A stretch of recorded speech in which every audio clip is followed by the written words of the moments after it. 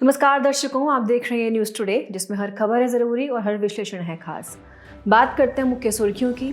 NASSCOM ने भारत @2047 भारत को प्रौद्योगिकी संचालित अर्थव्यवस्था में बदलना शीर्षक से एक रिपोर्ट जारी की।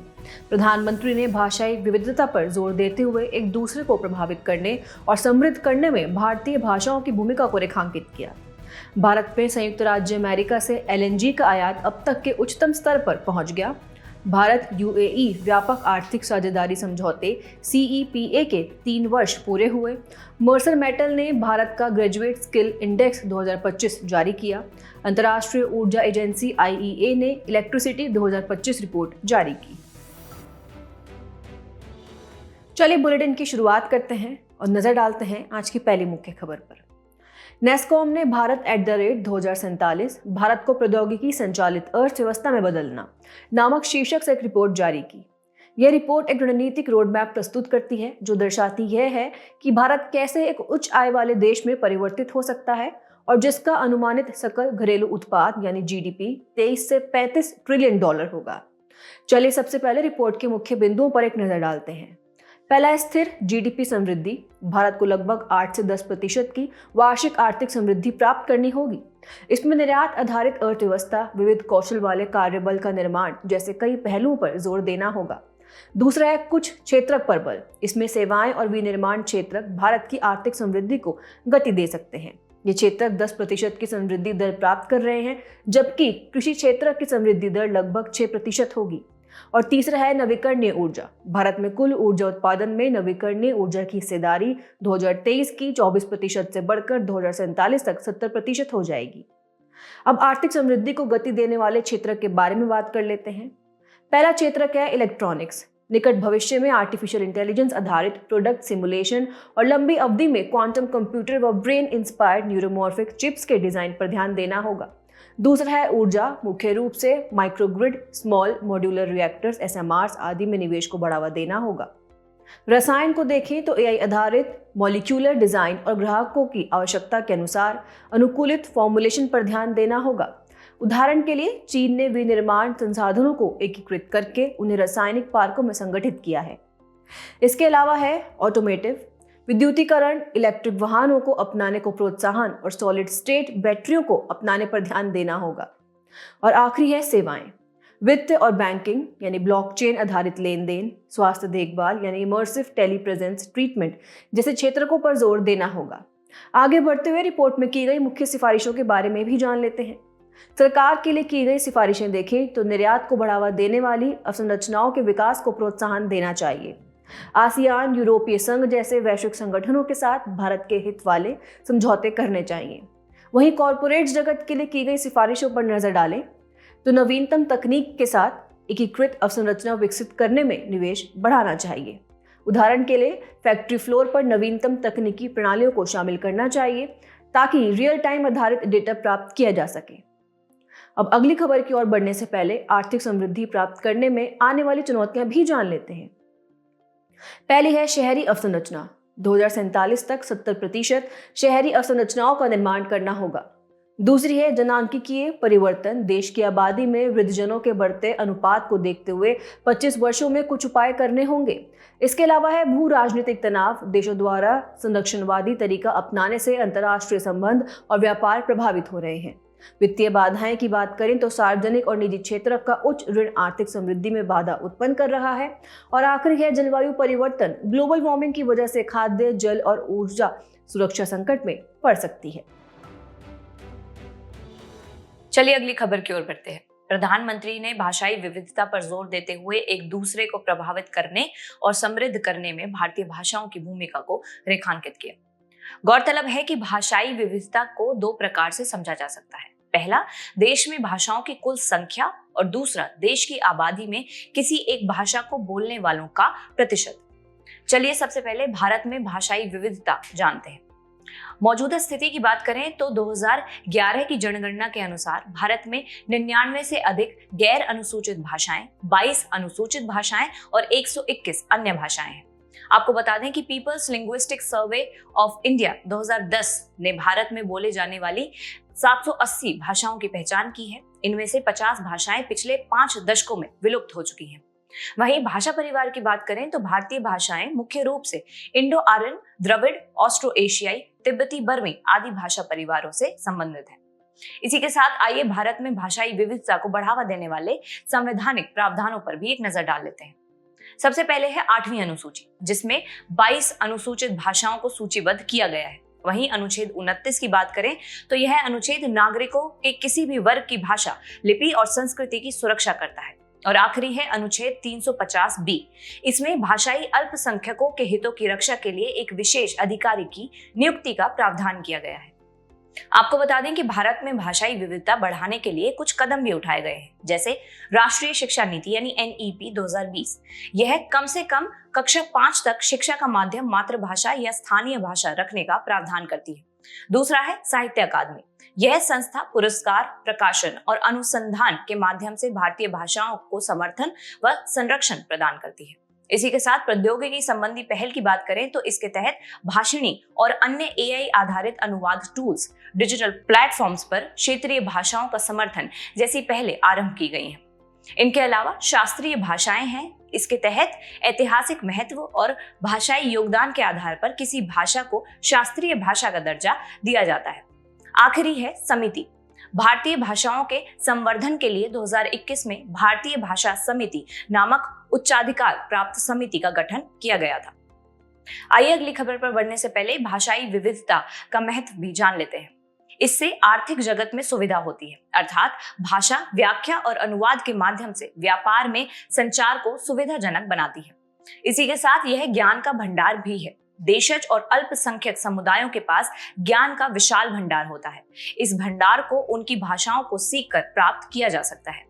वहीं इससे क्रिएटिविटी को भी प्रोत्साहन मिलता है। बहुभाषिकता क्रिएटिविटी को बढ़ावा देती है और अलग अलग संस्कृतियों के बीच विचारों का आदान प्रदान सुनिश्चित करती है। भारत में संयुक्त राज्य अमेरिका से LNG का आयात अब तक के उच्चतम स्तर पर पहुंच गया।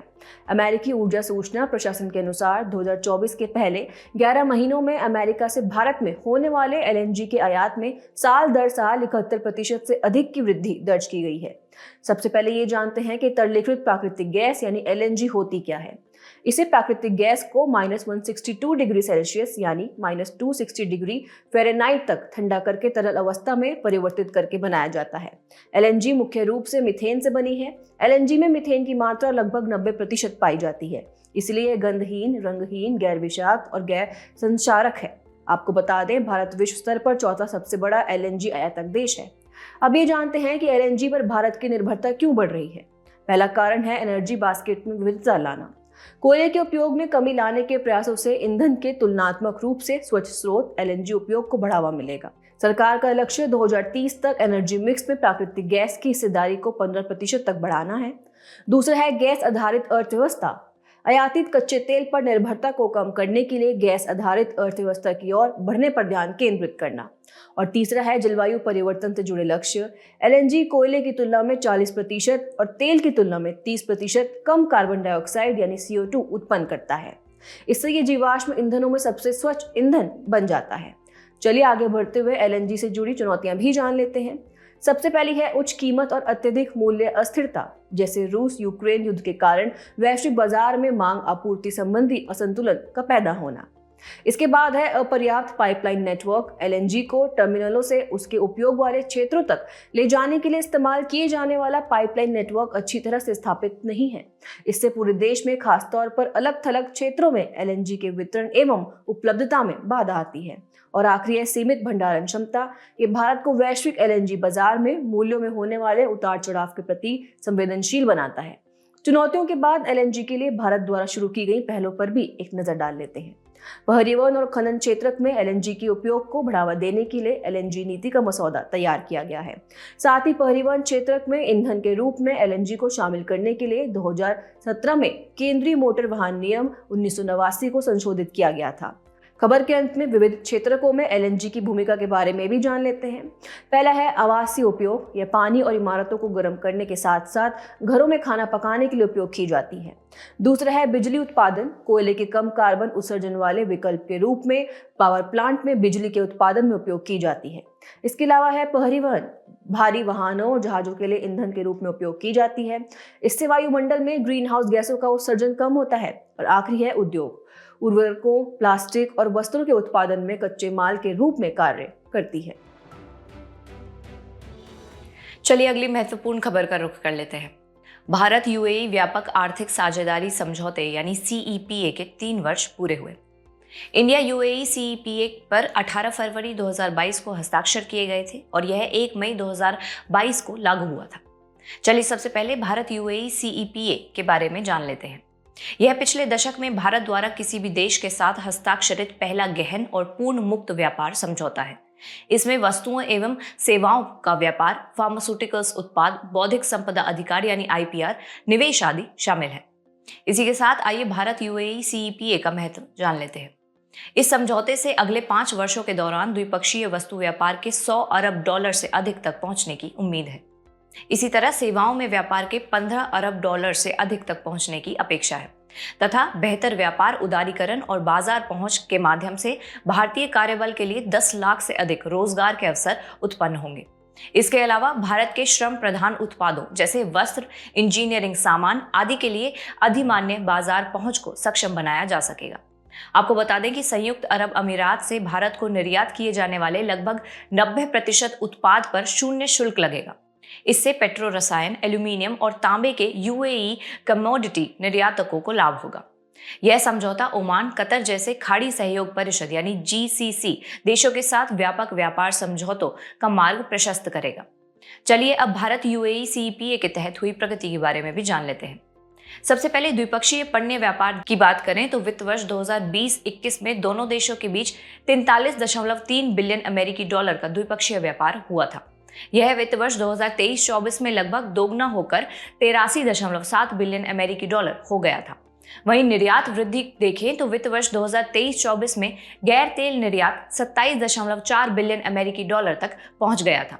निर्यात मदों में मुख्य रूप से शामिल है रिफाइंड कच्चा तेल, रत्न व आभूषण, उच्च तकनीक वाले सामान और रसायन आदि। और आखिर में एमएसएमईज को इससे हुआ बढ़ावा जाने तो दुबई में भारत मार्ट के साथ वैश्विक व्यापार में वृद्धि के साथ बाजार पहुंच और रोजगार में वृद्धि देखने को मिली है। अगली खबर पर बढ़ने से पहले आइए भारत यूएई द्विपक्षीय संबंध भी जान लेते हैं। राजनयिक संबंध जाने तो दोनों देशों के बीच 1972 में राजनयिक संबंध स्थापित हुए थे। वहीं व्यापार की बात करें तो संयुक्त अरब अमीरात भारत का तीसरा सबसे बड़ा व्यापारिक भागीदार और दूसरा सबसे बड़ा निर्यात गंतव्य है। वित्त वर्ष 2023-24 में निर्यात 35.62 बिलियन अमेरिकी डॉलर से अधिक रहा है। और आखिर में रक्षा संबंधों की बात करें तो दोनों देशों की वायुसेनाओं के बीच द्विपक्षीय अभ्यास डेजर्ट ईगल तथा संयुक्त सैन्य यानी थल सेना अभ्यास डेजर्ट साइक्लोन का आयोजन किया जाता है। मर्सल मेटल ने भारत का ग्रेजुएट स्किल इंडेक्स 2025 जारी किया। इस इंडेक्स में आर्टिफिशियल इंटेलिजेंस यानी एआई आधारित कार्यस्थलों के लिए भारतीय स्नातकों की रोजगार क्षमता का आकलन किया गया है। चलिए सबसे पहले इंडेक्स के मुख्य बिंदुओं पर एक नजर डालते हैं। पहला है भारतीय स्नातकों की समग्र रोजगार क्षमता। रोजगार क्षमता 2023 की 44.3% से घटकर 2024 में 42.6% रह गई थी। ये गिरावट विशेष रूप से मानव संसाधन, डिजिटल मार्केटिंग जैसी गैर तकनीकी क्षमताओं की कमी के कारण दर्ज की गई है। हालांकि भारतीय स्नातकों ने एआई जैसी तकनीकी क्षमता वाली नौकरियों में सबसे अधिक रोजगार योग्य क्षमता प्रदर्शित की है। दूसरा है लैंगिक असमानता। 43.4% पुरुष स्नातक रोजगार योग्य हैं, जबकि महिला स्नातकों के लिए यह अनुपात 41.7% है। इसके अलावा है कॉलेज के आधार पर रोजगार क्षमता। टियर 1 कॉलेजों के स्नातकों की रोजगार प्राप्ति क्षमता सबसे अधिक है। और आखिरी है सॉफ्ट स्किल्स में रोजगार क्षमता। 50% भारतीय स्नातक भावनात्मक बुद्धिमत्ता यानी इमोशनल इंटेलिजेंस, रचनात्मकता जैसी सॉफ्ट स्किल्स में कुशल हैं। अब भारतीय स्नातकों की कम रोजगार क्षमता के लिए जिम्मेदार कारक जानते हैं। सबसे पहले शिक्षा प्रणाली की खामियों को देखें तो भारतीय कॉलेज विद्यार्थी व्यवहारिक कौशल विकास की तुलना में सैद्धांतिक ज्ञान पर अधिक ध्यान केंद्रित करते हैं। फिर है एआई द्वारा नौकरियों में बदलाव। ऑटोमेशन नौकरी की भूमिकाओं को बदल रहा है, इससे निरंतर अपस्किलिंग की आवश्यकता बढ़ रही है। इतना ही नहीं, 28% नियोक्ताओं का मानना है कि प्रतिस्पर्धी बने रहने के लिए 2025 तक उनके 1/3 कर्मचारियों के तकनीकी कौशल में महत्वपूर्ण परिवर्तन की आवश्यकता होगी।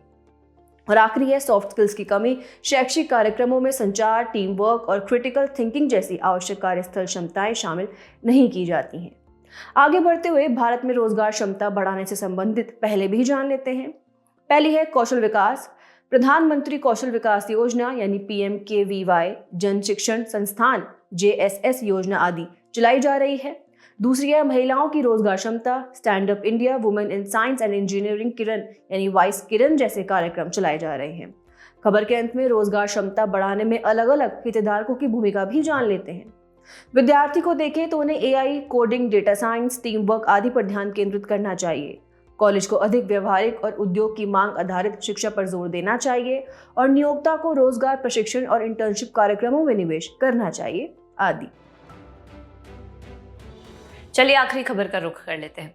अंतर्राष्ट्रीय ऊर्जा एजेंसी IEA ने इलेक्ट्रिसिटी 2025 रिपोर्ट जारी की। इस रिपोर्ट में बढ़ते विद्युतीकरण, विद्युत प्रणालियों के विस्तार और उत्पादन सम्मिश्रण में मौसम पर निर्भर ऊर्जा स्रोतों की बढ़ती हिस्सेदारी जैसे उभरते रुझानों पर चर्चा की गई है। सबसे पहले रिपोर्ट के मुख्य बिंदुओं पर एक नजर डाल लेते हैं।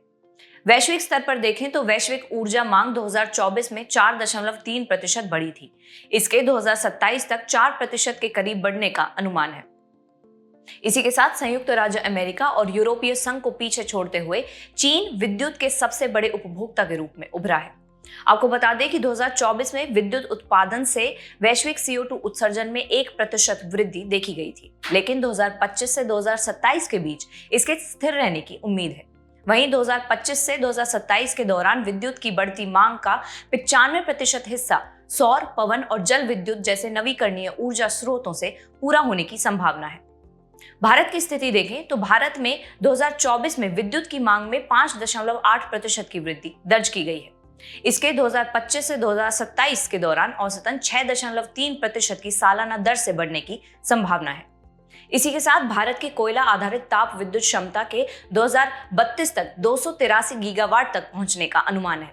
वहीं 2024 में कोयला 74% विद्युत उत्पादन के साथ भारत में विद्युत उत्पादन का प्रमुख स्रोत बना रहा।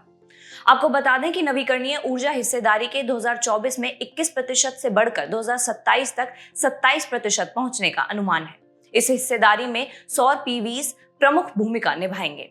इसी के साथ 2024 में परमाणु ऊर्जा में 13% की बढ़ोतरी देखी गई। 2031 से 32 तक भारत की परमाणु ऊर्जा क्षमता 8.2 गीगावाट से तिगुनी होकर 22.5 गीगावाट हो जाएगी।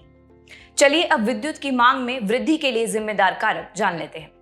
वैश्विक रूप से देखें तो बढ़ता औद्योगिक उत्पादन यानी सौर PV सेल्स, एयर कंडीशनिंग यानी AC का बढ़ता उपयोग, विशेष रूप से चीन में EV चार्जिंग अवसंरचना और डेटा सेंटर्स में विस्तार आदि इसके लिए जिम्मेदार कारक हैं।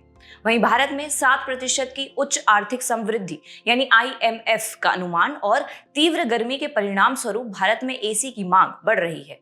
PM सूर्य घर मुफ्त बिजली योजना जैसी योजनाएं और बिजली नियम 2024 में संशोधन सौर संयंत्र की स्थापना तथा बिजली कनेक्शन की प्रक्रिया को सुव्यवस्थित कर रहे हैं। इसी के साथ आइए भारत में ऊर्जा की बढ़ती मांग को पूरा करने के लिए उठाए गए कदम भी जान लेते हैं। सबसे पहले है राष्ट्रीय विद्युत योजना प्रसारण 2024, जिसके अंतर्गत 2030 तक 500 गीगावाट तथा 2032 तक 600 गीगावाट नवीकरणीय ऊर्जा क्षमता के प्रसारण की सुविधा स्थापित की जाएगी। इसी के साथ प्रथम अपतटीय पवन ऊर्जा परियोजना स्वीकृत हो गई है, जिसका उद्देश्य कुल 1 गीगावाट क्षमता स्थापित करना है तथा गुजरात और तमिलनाडु के तटों पर 500 मेगावाट क्षमता स्थापित होगी। इसके अलावा जल विद्युत के लिए बजटीय सहायता के अंतर्गत जल विद्युत अवसंरचना के विकास हेतु वित्तीय सहयोग शामिल है। और आखिर में है नए कोयला संयंत्रों की योजना। इसके तहत 2030 तक 80 गीगावाट नई कोयला ऊर्जा क्षमता जोड़ने की योजना है। चलिए बढ़ते हैं हमारे खास सेगमेंट सुर्खियों में रहे स्थल की तरफ। आज हम बात करेंगे होंडुरास की, जिसकी राजधानी है टेगुसिगाल्पा। हाल ही में भारत ने उष्णकटिबंधीय तूफान सारा से प्रभावित होंडुरास को मानवीय सहायता भेजी है। इसकी भौगोलिक अवस्थिति की बात करें तो यह मध्य अमेरिका में स्थित है। इसकी भूमि सीमाएं देखें तो इसके पश्चिम में ग्वाटेमाला और अल साल्वाडोर तथा दक्षिण एवं पूर्व में निकारागुआ स्थित है। आसपास के समुद्र की बात करें तो इसके उत्तर में कैरेबियन सागर तथा दक्षिण में प्रशांत महासागर है। चलिए बढ़ते हैं इसकी भौगोलिक विशेषताओं की तरफ। होंडुरास की प्रमुख नदियों में पटुका और उलुआ शामिल है। इसकी सबसे ऊंची चोटी माउंट लास मिनास है। इसमें फोंसेका की खाड़ी भी स्थित है जो कि अल साल्वाडोर, होंडुरास और निकारागुआ से घिरी हुई है। चलिए बुलेटिन के आखिर में बढ़ते हैं आज की संक्षिप्त सुर्खियों की तरफ। हाल ही में आरबीआई ने क्रेडिट इंफॉर्मेशन कंपनियों CICs को क्रेडिट जानकारी प्रदान करने में विफल रहने की वजह से सिटी बैंक पर 39 लाख रुपए का जुर्माना लगाया। भारतीय थल सेना की एक टुकड़ी जापान में आयोजित हो रहे संयुक्त सैन्य अभ्यास धर्म गार्जियन में भाग लेने के लिए रवाना हुई। हाल ही में कूनो राष्ट्रीय उद्यान में 5 और चीतों को एनक्लोजर से खुले वन में स्वतंत्र छोड़ा गया। ये मध्य प्रदेश के श्योपुर जिले में स्थित है। ये विंध्य पहाड़ियों में विस्तृत है। एक हालिया रिपोर्ट के अनुसार तस्मानिया के एक सुदूर समुद्र तट पर फंस चुकी लगभग 90 फॉल्स किलर वेल्स को जीवित बचा लिया गया है। हालिया रिपोर्ट्स के अनुसार जलवायु परिवर्तन से उत्तरी अमेरिका की ओंटारियो झील को खतरा है। यह झील 5 ग्रेट लेक्स में शामिल है। प्रधानमंत्री ने PM आवास योजना ग्रामीण यानी PMAYG के द्वितीय चरण का शुभारंभ किया। यह योजना 2016 में ग्रामीण विकास मंत्रालय यानी MORD द्वारा शुरू की गई थी। भारत के प्रधानमंत्री असम के गुवाहाटी में झुमोए बिनंदिनी 2025 में उपस्थित होंगे। यह उत्सव असम के चाय उद्योग की 200वीं वर्षगांठ का प्रतीक है। असम में बोडोलैंड प्रादेशिक क्षेत्र की सरकार ने बाथोवाद को आधिकारिक धर्म के रूप में मान्यता प्रदान की। जाने से पहले आपकी समझ की परीक्षा के लिए डालते हैं एक नजर हमारे स्पेशल सेगमेंट प्रश्नोत्तरी पर।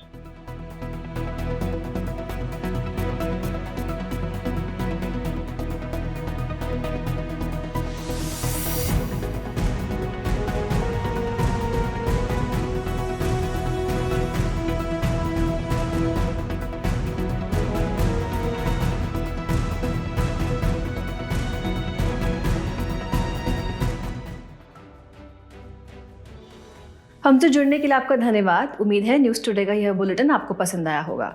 न्यूज़ टुडे की PDF को डाउनलोड करने के लिए और आज की क्विज के उत्तर के लिए डिस्क्रिप्शन में दिए गए लिंक्स पर क्लिक कीजिए।